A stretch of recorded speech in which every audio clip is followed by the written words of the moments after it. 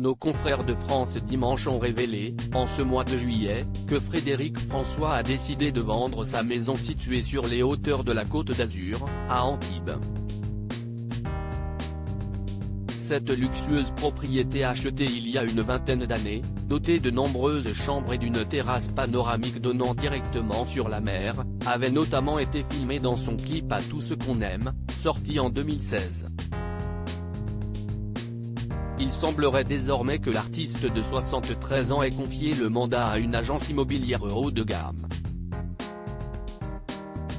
Pour pouvoir l'acquérir, il faudra débourser la somme de 3 millions d'euros. Et si cela peut sembler être un tarif important, ça n'en reste pas moins une somme particulièrement accessible si l'on prend en compte le secteur dans lequel se trouve la fameuse villa. Frédéric François a en tout cas l'air de se trouver dans une situation financière quelque peu complexe puisqu'il avait déjà vendu, il y a peu de temps, un appartement situé à Tenerife, dans les îles Canaries. Comme le rapporte Soir Mag, la somme demandée pour devenir le nouveau propriétaire de la maison de la Côte d'Azur du chanteur est jugée réduite, voire presque bradée, selon les spécialistes de l'immobilier. Nos confrères précisent que l'artiste traverse une période trouble. Un artiste poursuivi en justice pour travail dissimulé en mars, il avait été assigné en justice par un ancien fan devenu son fidèle collaborateur qui avait porté plainte au pénal pour travail dissimulé.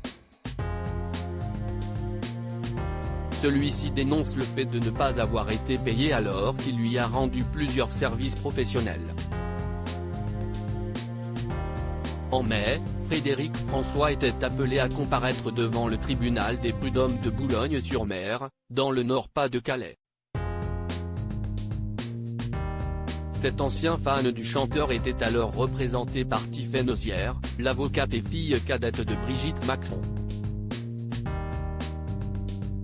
Il avait expliqué, dans les colonnes du Parisien, avoir été l'homme à tout faire de l'artiste en gérant notamment ses réseaux sociaux, comme un attaché de presse bis. Article écrit avec la collaboration de 6 Médias Crédit Photo, Cédric Perrin.